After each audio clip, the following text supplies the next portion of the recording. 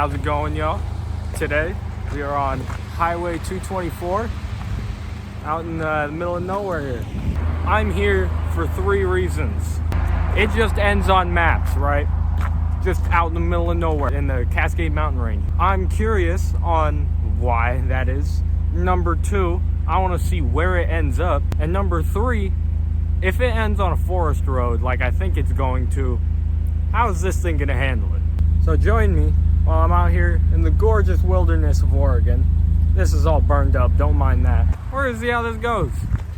So far it's doing okay through the curves. That's because this is all ODOT maintained. Look at these plebs. I'm gonna be stuck behind them the whole time, ain't I? Yes, you are. But to rewind a bit, here is the gas station I started at in Estacada. This is not the start of 224, but that's because I drive Oregon like the interstate doesn't exist, and I sure as hell do not want to start on the interstate. More specifically, Interstate 205, which is notorious for being absolutely loaded with traffic all the time, with drivers that love to cut across 3 or more lanes with no turn signal, and 16-year-olds trying to cut up in their mom's minivans. We are starting about 23 miles eastbound from the start of the highway in Milwaukee. Now, trying to answer my first question, it's quite hard to find history on this road. The history section of Wikipedia only tells me about the previous Route 224, which was an extension off of Route 223, which was completely rerouted at some point. The only history of the current highway it lists is the 2020 Labor Day fires, which is why a lot of the landscaping seems quite burned or quite barren, even though the ground cover is all luscious and green. Looking at Oregon.gov's History of State Highways in Oregon, it states that in 1961, quote, designation of an extension along Clackamas River Road east of Estacada by the Highway Commission. This, I'm assuming, is referencing the section of 224 that we are driving today, east of Estacada. This is before it was designated as Highway 224, as it was just Clackamas Highway. Exact dates of when it was designated as Highway 224 is unknown to me. However, doing more research has unveiled that the route along the river was originally a rail line, which was then transformed into a logging road, which then turned into a scenic byway like it is today. So to actually answer my first question, it just ends on maps, right? I'm curious on why that is. The reason why this road was built was number 1, for logging, and number 2, for the employees at the Ripplebrook Ranger Station to support further logging in the area.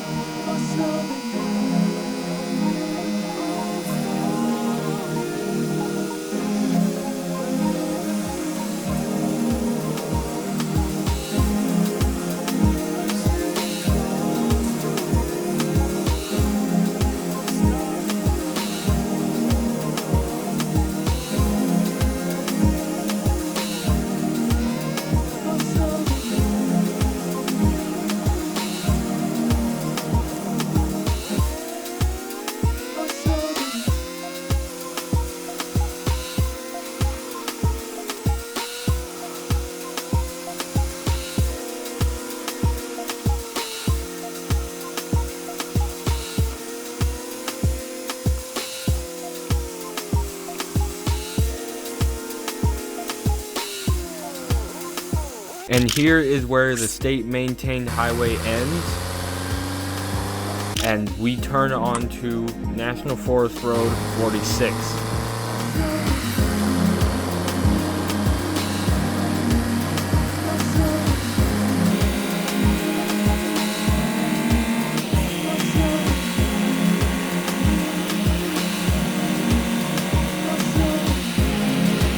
What the hell?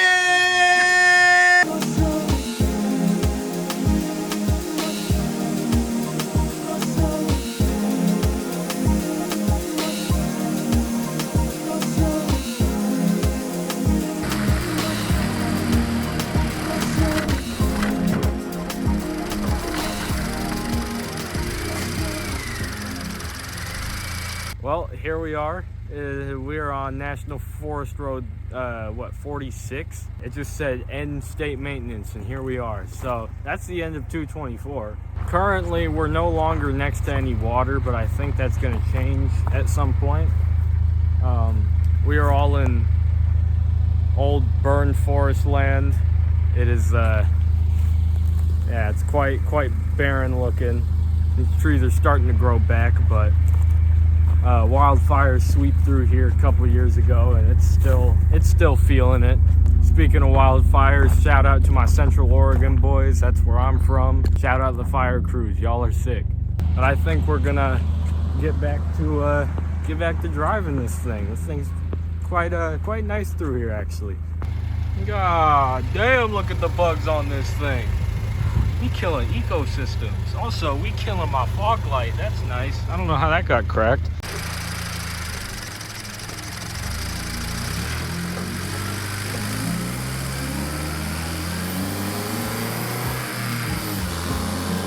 I do want to note, I'm not sure when most of this was paved. A lot of road patches got added after the 2020 Labor Day fires. So if you notice that there's stretches of road where the center line and white lines are disappearing, that's because they only cared about repairing the road, but due to the low traffic volume, they never bothered to repaint it.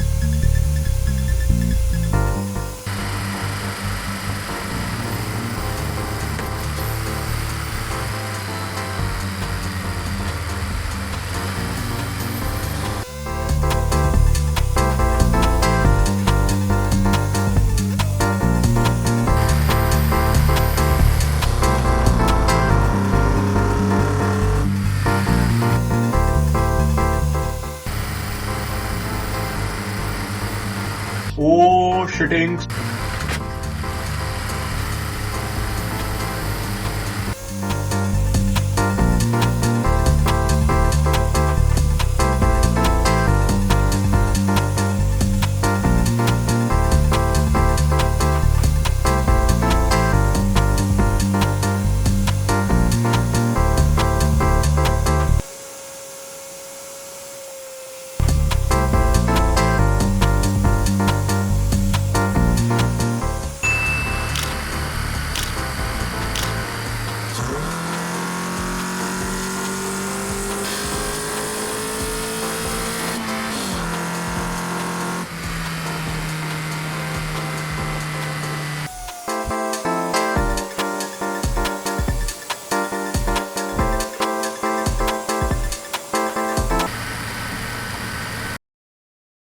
Are you serious right now, bro?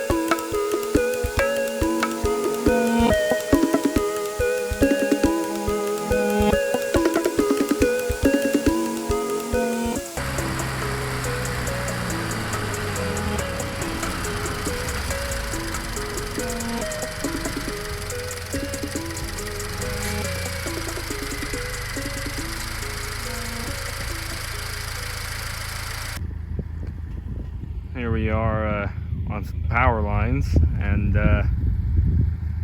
that's pretty cool. That's pretty cool. Little peak there. You see the clearing for the lines there. Pretty cool, pretty cool. Let me make sure this thing isn't dripping oil or something. I hit some pretty nasty potholes.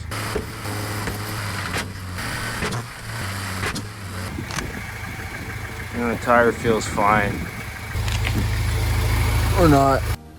I'm tired, boss. Leaking anything, doesn't look like. Okay. Thank God. Because you'll just be cruising.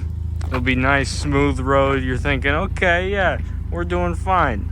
You know, this is good 45, 50 mile an hour territory. And then you hit a fucking bump and rips the wheel out of your hands. That's pretty cool. Absolutely no one out here though. And it's absolutely gorgeous. It's like perfect temperature. Oh, man, I'm so glad I called off work today. Did I mention I used sick time at my work to capture this beautiful footage? Because it was going to be cloudy all weekend. Ugh, the things I do for you guys. Anyway, that's the peak of the mountain. It is all downhill from here. Physically, not metaphorically. Hopefully.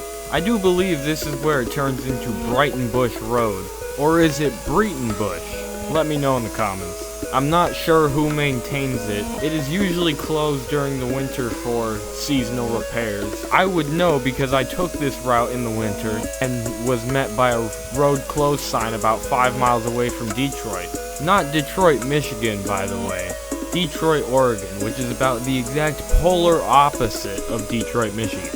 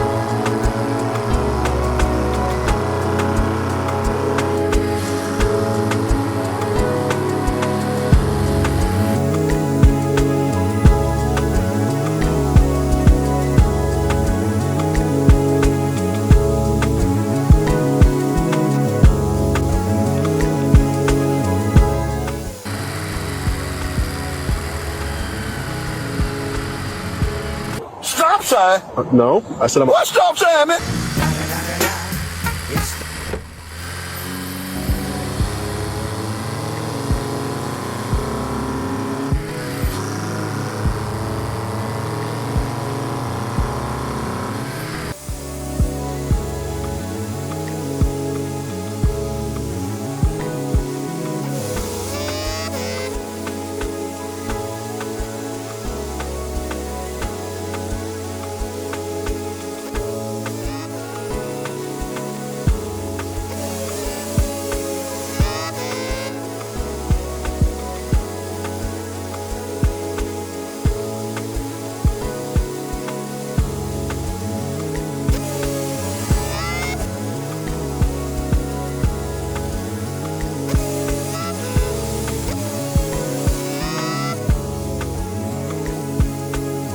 And here's the end of National Forest Road 46/Brighton Bush Road.